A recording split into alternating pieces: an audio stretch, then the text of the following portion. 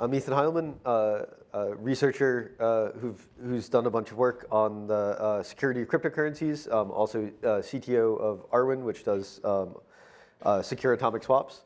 I'm a little sick today, so I hope everyone will excuse my coughing and wheezing and drinking lots of water. So the general outline of this talk is going to be scary stories in Bitcoin. The reason for this is that Bitcoin has a very long history, and I believe a lot of these lessons are generally applicable to other cryptocurrencies. I'm not just picking on Bitcoin.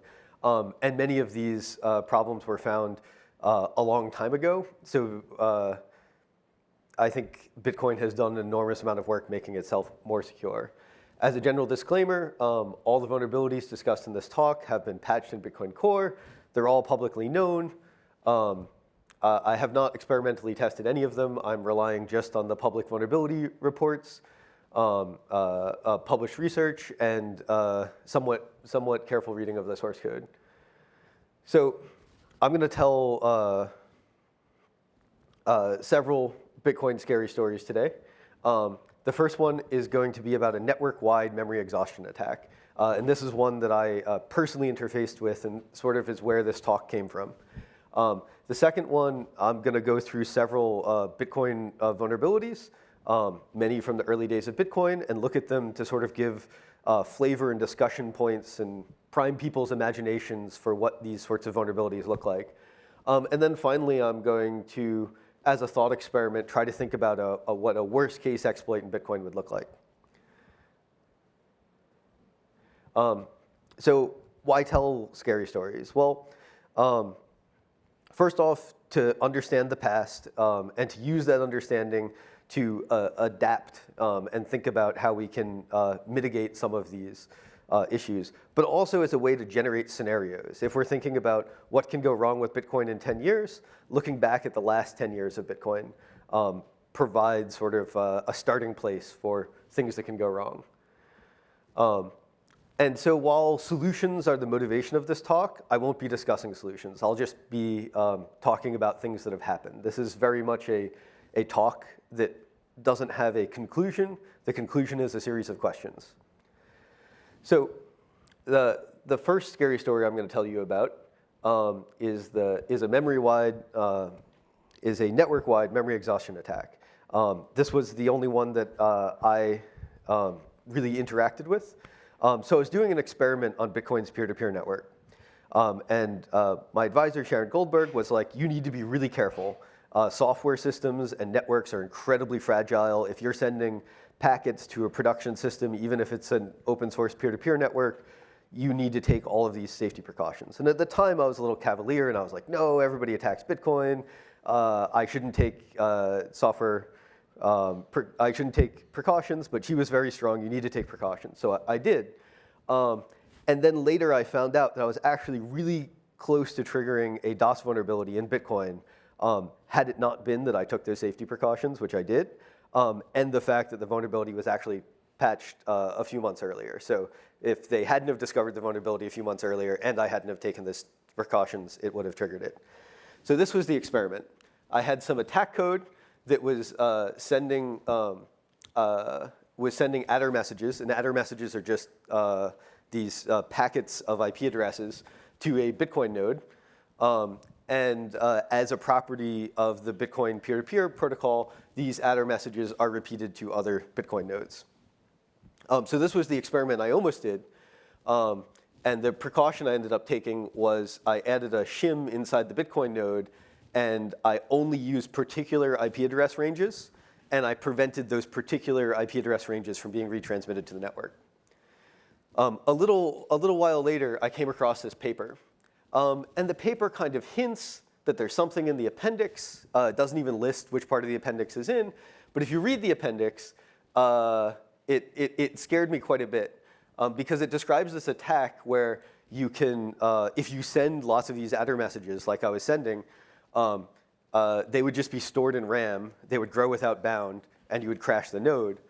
And so this is what the vulnerability looks like. It had a set that stored the addresses that were known, and whenever you got a adder message, it added it to that set.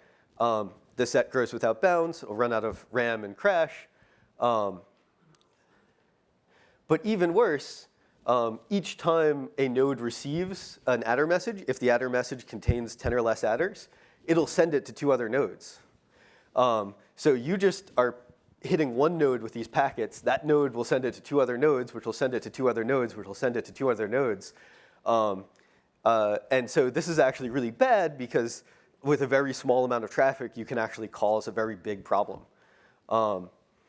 And even if you stop the attack, as nodes crash and come back online, they'll forget which messages they've sent to other nodes, and they'll continue to do this attack.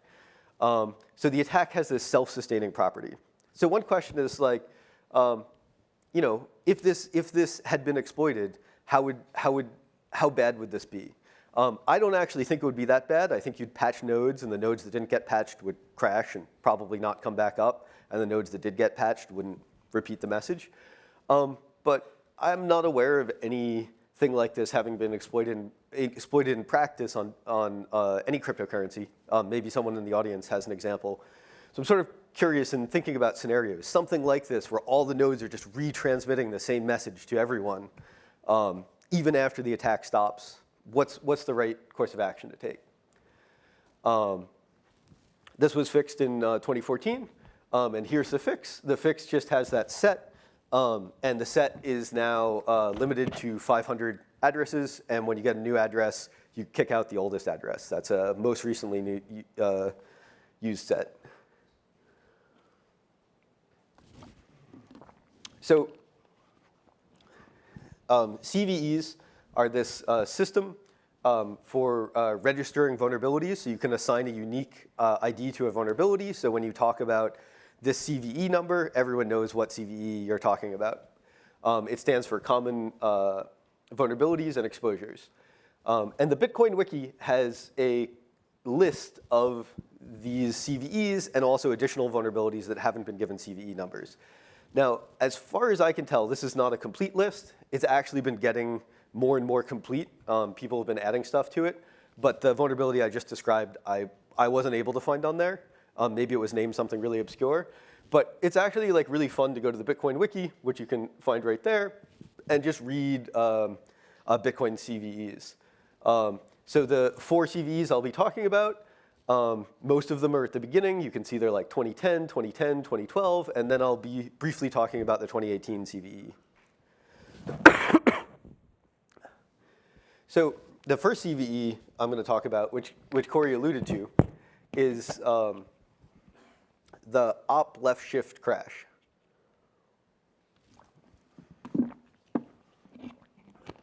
So Bitcoin has a scripting language, and the scripting language has instructions that are run. And one of the original instructions that were run that you could run in the scripting language was Opleftshift. That would shift a certain number of places to the left. It was discovered that when using Opleftshift on some machines, processing the transaction would cause the machine to crash. And so this is actually the code. And I think this is an interesting exercise. I won't spend much time on it. But for the people that are familiar with C++, we often think if you point out exactly where the problem is, you should be able to find it. And I've only spent like an hour or so looking at this. But it's not entirely clear to me. There's the Opleftshift case. Why does that cause a crash? I have a theory. If we have time, I'll put a slide on it. But just as a general way to think about how easy some of these bugs are to find or how hard they are, it doesn't really, there's nothing that jumps out at you about that's wrong. So the way this would work is you could make an evil transaction. You'd send it to a Bitcoin node, and that Bitcoin node would crash. The CVE said it only crashed on some machines. I'm not sure if that's worse than crashing on all nodes. I think it might actually be worse than having 100% crashes. And then think in your head about how you would go about solving this. Let's say you solve it by just making Opleftshift no longer crash machines. So 40% of the network upgrades so they don't crash when they see an Opleftshift. Then this means that the evil transaction gets included in a block. And now the people that haven't upgraded, when they see these blocks, they crash. And that seems like it seems kind of bad, like you'd have a bit of a fork. So they actually fixed it a slightly different way. And I'm not saying they fixed it a slightly different way for this reason, but they did fix it a slightly different way. So the way in which they fixed it is they had all of these opcodes that were causing trouble with them. And if you use any of them, your transaction's invalid. It just returns false. And so this actually means that if you're vulnerable to this, you crash. If you're not vulnerable to this, you drop the transaction, you don't retransmit it. So you're not going to crash nodes. And so I don't actually know. I wasn't able to find discussion on why they chose to fix it this way. But sort of the obvious fix may not have been as good as the good fix. And thinking about fixing some of these issues, it's sort of an interesting case study. So the second bug I'm going to talk about is an inflation bug. It allowed you to print more money. And the way this worked, so here's the code that was problematic. You'd add up all the outputs in a Bitcoin transaction. You'd add up all the inputs. You'd subtract the outputs from the inputs on that line 10, 12. And then if you got a negative number, that meant that your outputs were greater than your input. That's bad. That's not a valid transaction. You printed money. And it would fail, which is what we see there. So it turned out that there was actually a overflow. As someone pointed out, they saw this transaction in a block, and they were like, hey, is that close to the maximum 64-bit unsigned integer? And it was. If you add up those two gigantic outputs for billions of Bitcoin, you actually get minus 0.1 BTC. So this allowed you to print money. And this was actually exploited on mainnet. Someone posted this transaction. Even worse, people mined on top of these blocks. It was not immediately detected. So billions of Bitcoin were produced. And so how do you fix this problem? Well, basically what everyone did is they patched their Bitcoin software to make it so that you couldn't print money, to check for this overflow. And then they just started mining on a block that forked off the original block. And the new block became longer than the original block. So even the nodes that weren't patched would accept this new chain. And so because the majority of the mining power was on this new chain, and the new chain had fixed the bug, it got orphaned out, and the bug got solved. And I think this is a really interesting case study because pretty much everyone could agree increasing like Bitcoin's currency supply by 200 billion Bitcoin was a bad thing.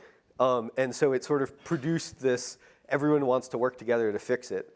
So although the bug sounds terrible, it's an inflation bug, it violates these core premises of Bitcoin, because it violated those core premises and because it affected everyone had an incentive to come together and fix it. And so it actually wasn't, at least as I understand, particularly destructive. However, this was also in the early days of Bitcoin.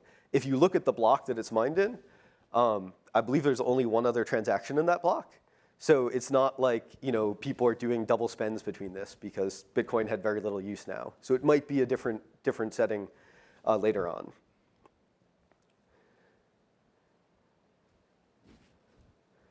All right. The next one I'm going to talk about is from 2012. So we're moving into more of a mature Bitcoin code base. Still not that mature, but it's been around for like 3 years at this point.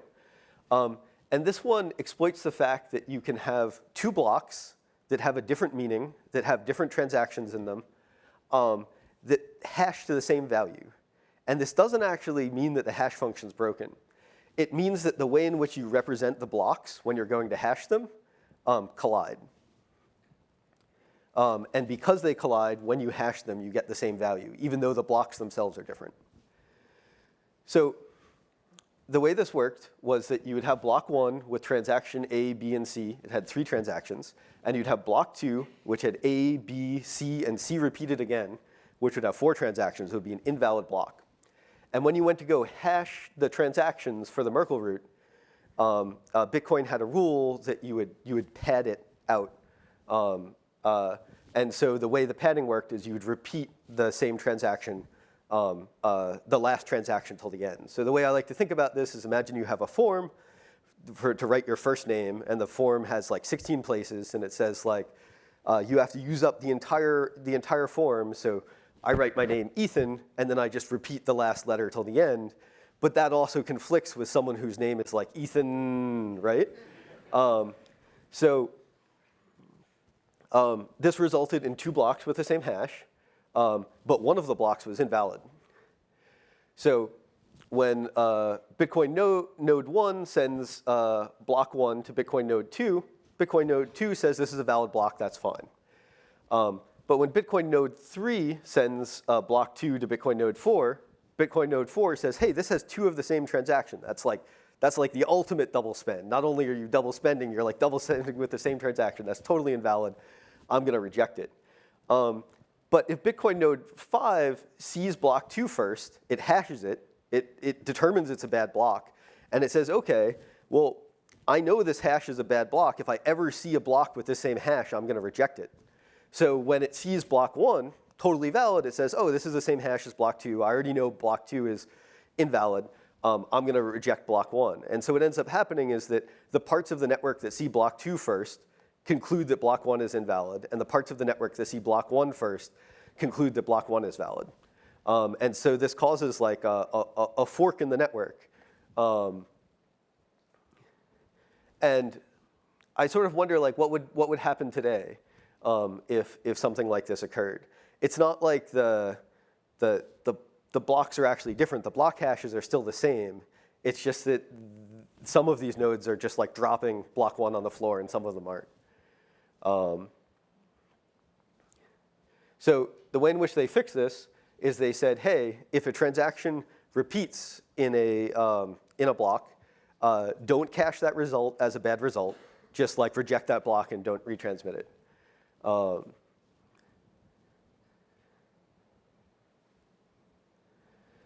So the final CVE I'm going to discuss today is a very recent one. It was discovered last year. And there are some details which this picture is not, which this picture is sort of hiding. But essentially what happened was that a check was removed.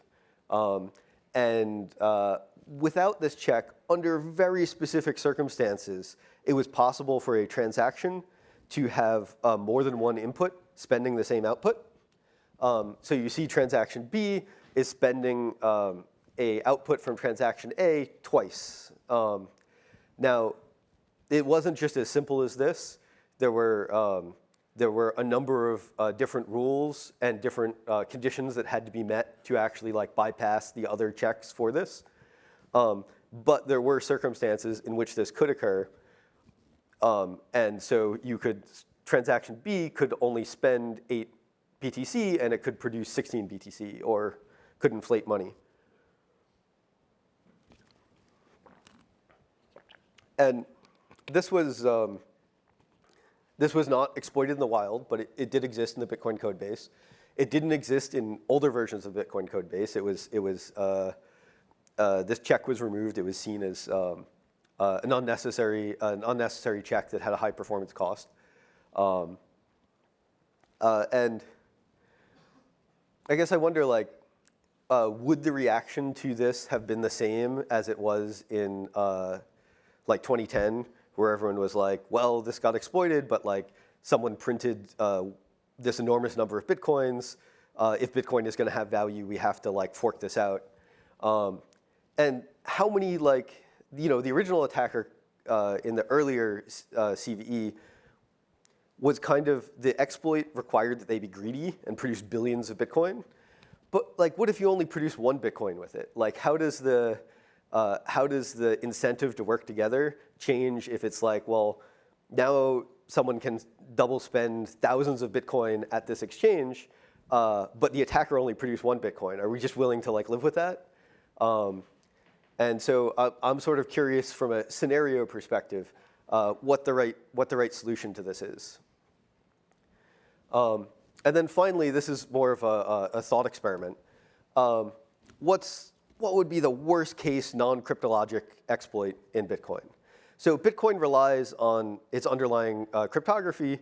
So an attacker that could forge ECDSA signatures instantly in 0 time, or break random number generators, or generate arbitrary SHA-256 preimages would be very bad for Bitcoin. But this isn't that much of a threat. Sudden breaks in standardized cryptography are extremely rare. Usually you see a series of breaks and you can adapt to it. You see that you're going to, like we saw this with MD5 or SHA-1, that you can kind of see that it's getting less and less secure over time, and then you can adapt your system. However, software vulnerabilities are fairly common. So this exercise is sort of to think about what the worst possible software vulnerability in Bitcoin Core could be. And so I tried to think about it, and I came up with an answer. I'm not saying it's the right answer.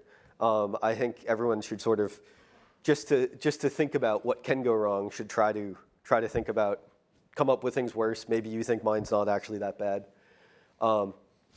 So what I came up with was a valid transaction, which when evaluated by a Bitcoin node, causes that node to execute a program written by the attacker. So as the ghost says, this is typically called a arbitrary code execution, or sometimes a RCE, remote code execution.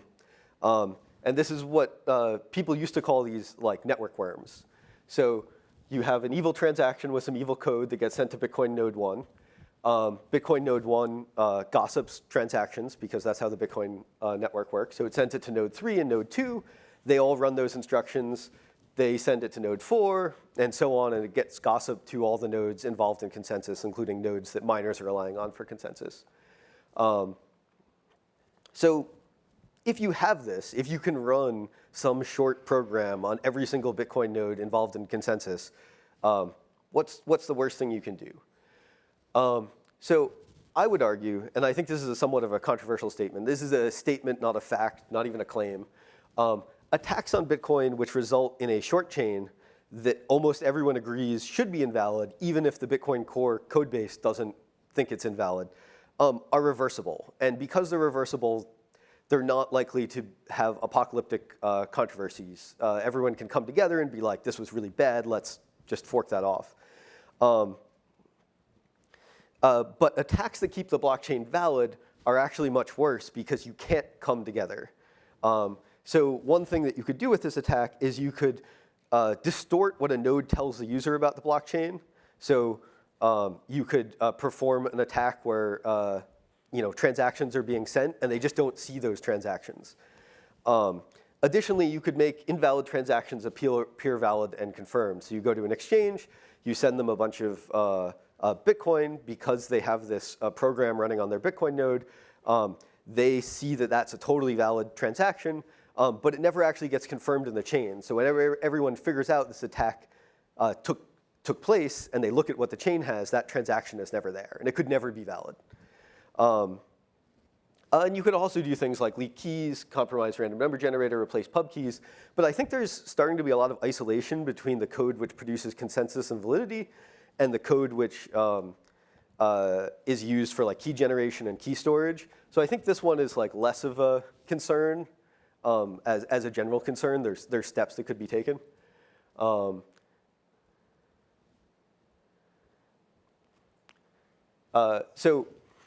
I don't think this is actually, it's a thought experiment, but I don't think this is actually likely to ever happen.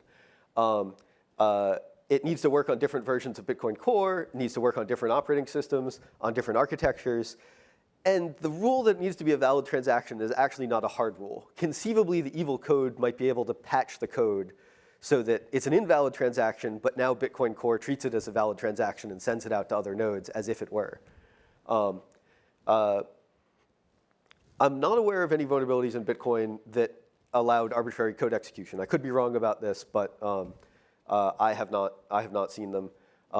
So I think this is an unlikely threat, but it's, in terms of thinking about worst case, it's the worst case I could come up with. You could probably come up with something much worse. So instead of a conclusion, I end on a bunch of questions. What would happen if an inflation bug was exploited in Bitcoin in 2019? Given the sort of bugs enumerated in this talk, which ones are the most dangerous? Net splits, inflation, and what countermeasures can we take to reduce the risk and impact of a serious Bitcoin software vulnerability exploited in the wild? And I've made this claim a couple times in this talk that a vulnerability that works against 100% of the nodes is like not as bad as one that exploits a small number of nodes, like say 30%. Is that a like valid, true claim? What do people think about that? Thank you.